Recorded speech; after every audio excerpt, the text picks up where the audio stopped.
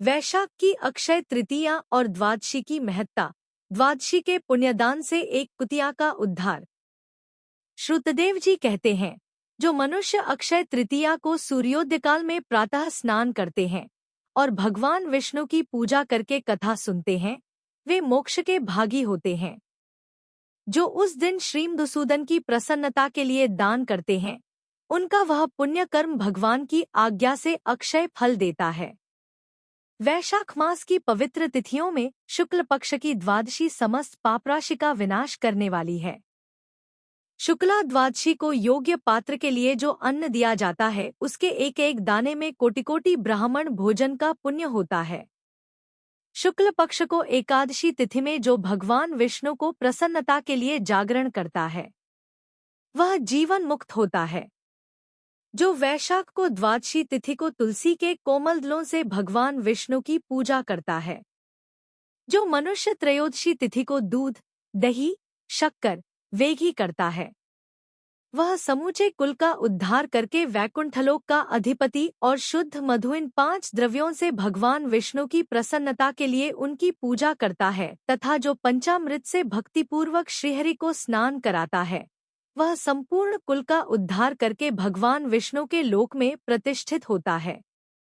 जो सायंकाल में भगवान विष्णु की प्रसन्नता के लिए शरबत देता है, वह अपने पुराने पाप को शीघ्र ही त्याग देता है। वैशाख शुक्ला द्वादशी में मनुष्य जो कुछ पुण्य करता है, वह अक्षय फल देने वाला होता है। प्राचीन काल में कश्मीर देश में देवव्रत नामक एक ब्राह्मण थे। उनके सुंदर रूप वाली एक कन्या थी, जो मालिनी के नाम से प्रसिद्ध थी। ब्राह्मण ने उस कन्या का विवाह सत्यशील नामक बुद्धिमान द्विज के साथ कर दिया। मालिनी कुमार्ग पर चलने वाली पुंश्चली होकर स्वच्छंदतापूर्वक इधर उधर रहने लगी। वह केवल आभूषण धारण करने के लिए पति का जीवन चाहती थी, उसकी हितैषिणी नहीं थी। उसके घर में कामकाज करने के बहाने उपपति रहा करता था। सभी जाति के मनुष्य जार के रूप में उसके यहाँ ठहरते थे। वह कभी पति की आज्ञा का पालन करने में तत्पर नहीं हुई। इसी दोष से उसके सब अंगों में कीड़े पड़ गए, जो काल, अंतक और यम की भांति उसकी हड्डियों को भी छेदे डालते थे। उन कीड़ों से उसकी नाक, जिह्वा और कानों का उच्छेद हो गया, स्तन तथा अंगुलियां गल गईं, उसमें पंगुता भी आ गई। इन सब क्लेशों से मृत्यु को प्राप्त होकर वह नरक की याद भांड में रखकर जलाई गई। 100 बार उसे कत्ते की योनि में भोगने लगी। 1,50,000 वर्षांत तक वह बे लेना पड़ा। तत्पश्चात सोवीर देश में पद्मबंधु नामक ब्राह घर में वह अनेक दुहकों से घिरी हई कृतियां हई।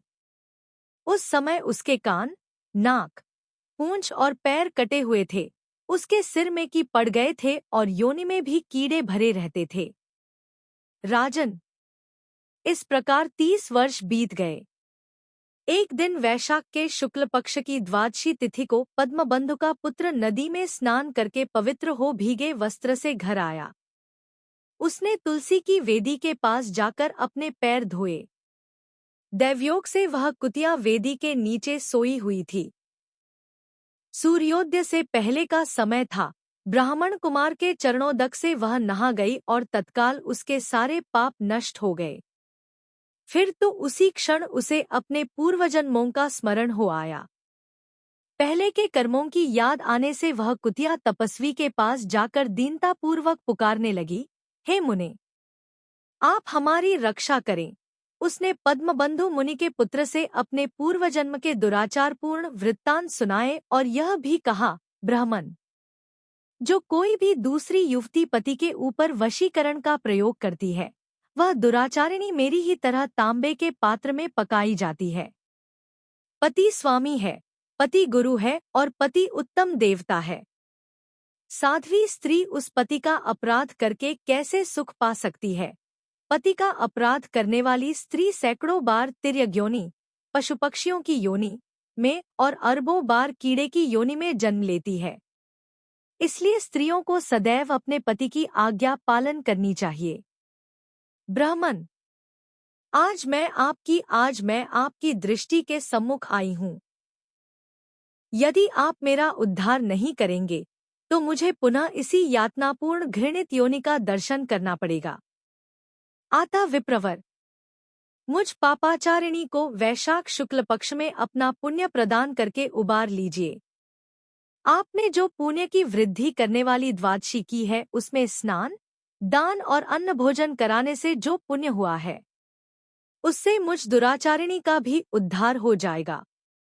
महाभाग, दीनवत्सल, मुझ दुखिया के प्रति दया कीजिए। आपके स्वामी जगदीश्वर जनार्दन दीनों के रक्षक हैं। उनके भक्त भी उन्हीं के समान होते हैं। दीनवत्सल, मैं आपके दरवाजे पर रहने वाली कुतिया हूँ। मुझ दौना के प्रति दया कीजिए, मेरा उद्धार कीजिए। अंत में मैं आप द्विजेंद्र को नमस्कार करती हूँ। उसका वचन सुनकर मुनि के पुत्र ने कहा, कुतिया, सब प्राणी अपने किए हुए कर्मों के ही सुख दुःखरूप फल भोगते हैं। जैसे सांप को दिया हुआ शर्करा मिश्रित दूध केवल विष की वृद्धि करता है, उसी प्रकार पापी को दिया हुआ पुण्य उसके पाप में सहायक होता है। मुनि कुमार के ऐसा कहने पर कुतिया दुख में डूब गई और उसके पिता के पास जाकर आर्तस्वर से क्रंदन करती हुई बोली, पद्मबंधु बाबा, मैं तुम्हारे दरवाजे की कुतिया हूँ। मैंने सदा तुम्हारी जूठन खाई है। मेरी रक्षा करो, मुझे बचाओ।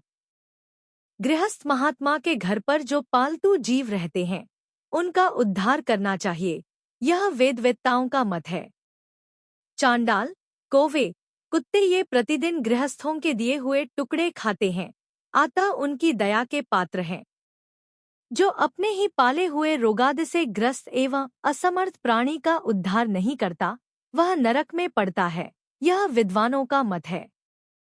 संसार को सृष्टि करने वाले भगवान विष्णु एक को कर्ता बनाकर स्वयं हो पत्नी, पुत्र आदि के व्याज से समस्त जंतुओं का पालन करते हैं। अतः अपने पोष्य वर्ग की रक्षा करनी चाहिए, यह भगवान को आज है। दयालु होने के कारण आप मेरा उद्धार कीजिए। दुख से आतुर हुई कृतिया की यह बात सुनकर घर में बैठ हुआ मुनिपुत्र तुरंत घर से बाहर निकला। इसी समय दयानिधान पद्मबंधु ने कृतिया से पूछा, यह क्या वृत्तांत है? तब पुत्र ने सब समाचार कह सुनाया। उसे सुनकर पद्मबंधु बोले, बेटा, तुमने कुतिया से ऐसा वचन क्यों कहा? साधु पुरुषों के मुंह से ऐसी बात नहीं निकलती। वत्स, देखो तो सब लोग दूसरों का उपकार करने के लिए उद्यत रहते हैं। चंद्रमा, सूर्य, वायु, रात्रि, अग्नि, जल, चंदन, वृक्ष और साधु पुरुष सदा दूसरों की भलाई में लगे रहते हैं। दैत्यों को महाबली जानकर महर्षि दधीचि ने देवताओं का उपकार करने के लिए दयापूर्वक उन्हें अपने शरीर की हड्डी दे दी थी। महाभाग, पूर्वकाल में राजा शिबि ने कबूतर के प्राण बचाने के लिए भूखे बाज को अपने शरीर का मांस दे दिया था। पहले इस पृथ्वी पर जीमूतवाहन नामक राजा हो गए हैं। उन्होंने एक सर्प का प्राण बचाने के लिए महात्मा गरुड़ को अपना जीवन समर्पित कर दिया था। इसलिए विद्वान ब्राह्मण को दयालु होना चाहिए। क्या इंद्रदेव शुद्ध स्थान में ही वर्षा करते हैं, अशुद्ध स्थान में जल नहीं बरसाते? क्या चंद्रमा चांडालों के घर में प्रकाश नहीं करते? अतः बार बार प्रार्थना करने वाली इस कुतिया का मैं अपने पुण्यों से उद्धार करूंगा। इस प्रकार पुत्र की मान्यता का निराकरण करके परम बुद्धिमान पद्मबंधु ने संकल्प किया, कुतिया, ले, मैंने द्वादशी का महापुण्य तुझे दे दिया। ब्राह्मण के इतना कहते ही कुतिया ने सहसा अपने प्राचीन शरीर का त्याग कर दिया और दिव्य देह धारण कर दिव्य वस्त्र आभूषणों से विभूषित हो दसों दिशाओं को प्रकाशित करती हुई ब्राह्मण की आज्ञा ले स्वर्गलोक को चली गई।